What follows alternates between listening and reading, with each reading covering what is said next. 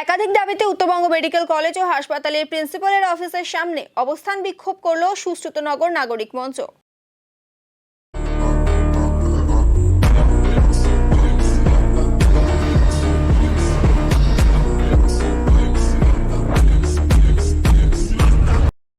এদিন প্রিন্সিপালের দ্বারা মুখ্যমন্ত্রীকে স্মারকলিপি প্রদান করেন সংগঠনের সদস্যরা।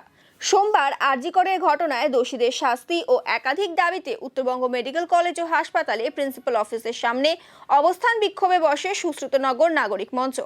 তাদের দাবি, উত্তরবঙ্গ মেডিকেল কলেজ ও হাসপাতালে দুর্নীতির সঙ্গে যারা যুক্ত তাদের শাস্তি, পরীক্ষা ব্যবস্থায় স্বচ্ছতা, ছাত্রছাত্রীদের সুরক্ষার ব্যবস্থা করতে হবে। এদিন বিক্ষোভের পাশাপাশি প্রিন্সিপালের দ্বারা মুখ্যমন্ত্রীকে স্মারকলিপি প্রদান করেন তারা। দাবি আমরা চিফ মিনিস্টারকে আজকে ডেপুটেশনটা দিলাম থ্রু প্রিন্সিপাল। কেন এদের আমরা তো 1 বছরের উপরে মেডিকেল কলেজের দুর্নীতি নিয়ে আন্দোলন করছিলাম, কিন্তু এরা যারা আছে মেডিকেল কলেজের কর্তৃপক্ষের কিয়দংশ সমস্ত দুর্নীতির সঙ্গে যুক্ত আমরা জানতাম, যেহেতু আমরা স্থানীয় আমরা জানি, কিন্তু আমাদের তথ্য প্রমাণ ওইভাবে ছিল না। গত 4 তারিখে যে ঘটনা ঘটলো, ছাত্র এবং ডাক্তারদের আন্দোলনের চাপে ডিনের মুখ দিয়ে স্বীকার হলো যে মেডিকেল কলেজে দুর্নীতি হয়, তার মানে এটা প্রমাণিত। আরও দুর্নীতিগুলো হয়, তার মানে আমরা চিফ মিনিস্টারের কাছে চিঠিটা দিলাম, এদের দিয়ে আর হবে না। প্রিন্সিপাল এমএসভিকে দিয়ে অনেক দিয়েছি, ধর্না বসেছি, আমরা অনশনে বসেছি, অনেক কিছু করেছি, কিন্তু এদের আমাদের মানুষই মনে করে না এরা। তো এই নিয়ে আমরা দাবিগুলো যেগুলো দাবি নিয়ে আজকে দিলাম। ব্যাপার হচ্ছে আমরা জনগণ, আমাদের কাছে রাজ্যের চিফ অ্যাডমিনিস্ট্রেটর হচ্ছে মুখ্যমন্ত্রী, এবং উনি করেন কি না সেটাও দেখার আমাদের। এনারা করেনি, এখন উনি যেহেতু চিফ অ্যাডমিনিস্ট্রেটর, তার উপরে তার জায়গা নেই করার, তাহলে প্রধানমন্ত্রী করতে হবে। এরপরে 1 বছর উপরে হয়ে গেছে দুর্নীতি নিয়ে আমরা বলছি। মেডিকেল কলেজে নিয়োগ দুর্নীতি, আমাদের রোগী কল্যাণ সমিতির চেয়ারম্যান গৌতম দেব তার একটা মিটিংয়ে বলেছিল যে রোগী কল্যাণ নিয়োগ দুর্নীতি নিয়ে 2 কোটি টাকার ঘাপলা হচ্ছে, এই ভাষায় ইউজ করেছে, এই ভাষায়। উনি জানে, জিজ্ঞেস করলে বলতে পারবে উনি, হয়তো ওনাকে আবার জিজ্ঞেস করলে। তাহলে উনি যখন স্বীকার করছে তার দুর্নীতি হচ্ছে, কিন্তু মানে এরা কারা যুক্ত? শুধু ঠিকাদারের নাম দেয়, ঠিকাদার যুক্ত, তার সঙ্গে মেডিকেল কলেজে অনেক কর্মচারী যুক্ত। এই ভাগটা বড় টাকা, 2 কোটি টাকা বলেছে। যদি ধরলাম 1 কোটিও হয়, অনেক টাকা। একজনের থেকে 1 লাখ 1.5 লাখ নেওয়া হয়। আর কোভিড যোদ্ধাদের, যাদের নাকি কোভিডের সময় কাজ করানো হয়েছিল, যারা সারা পৃথিবী যখন ঘুমিয়েছিল, যখন এই মেয়েরা ছেলেরা 10,000 টাকার বিনিময়ের জন্য নিজের জীবনের ঝুঁকি নিয়ে কাজ করেছে, তাদেরকে কী করা হয়েছে?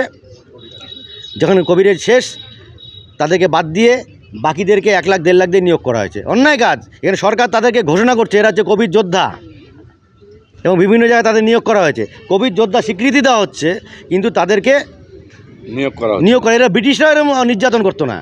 আমাদের বর্তমানে যে সিস্টেম, এই যে ব্রিটিশরা এরকম নির্যাতন করতো না, এরা যা নির্যাতন করে। দেব করে 1 বছর 1.5 বছর হয়ে গেছে। এদের কী যে দেখলো, সবাই ভাগ খায়, তো দেখবে কেমন করে?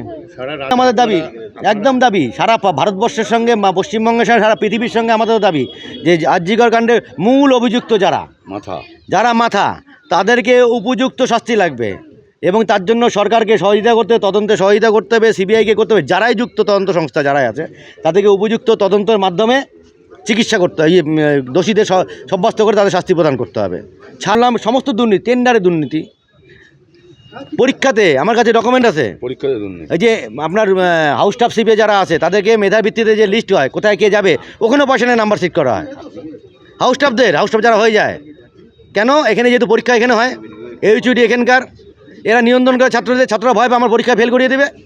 আমরা ছাত্র বন্ধুরা যে ওই 4 তারিখে আন্দোলন করছে, আমরা তাদের সহমত জানাই, এবং তাদের কাছে একদম যাবি যদি কেউ থ্রেট করে কাউকে, এবং এখনও হচ্ছে থ্রেট, বিভিন্ন লোকরা যারা আছে চুপ করে তাদেরকে থ্রেট দেওয়া হচ্ছে যে চুপিচাপ, যদি বেশি কিছু করে ভোজালি এপাশ দিয়ে ওদিকে ঢুকিয়ে দেওয়া হবে, মারার হুমকি দেওয়া হচ্ছে। আমরা ছাত্র বন্ধুদের কাছে আমাদের থেকে বার্তা পৌঁছাতে চাই স্থানীয় হিসাবে, যদি কেউ দাদা এরকম থাকে আমাদের কাছে নাম বলবেন, সেই দাদাতে আমরাও দেখে নেবো কে কত বড় দাদা সারা। কেন পুলিশ দেখবে না, প্রশাসন দেখবে না, আমরা দেখবো সেটা দাদাকে।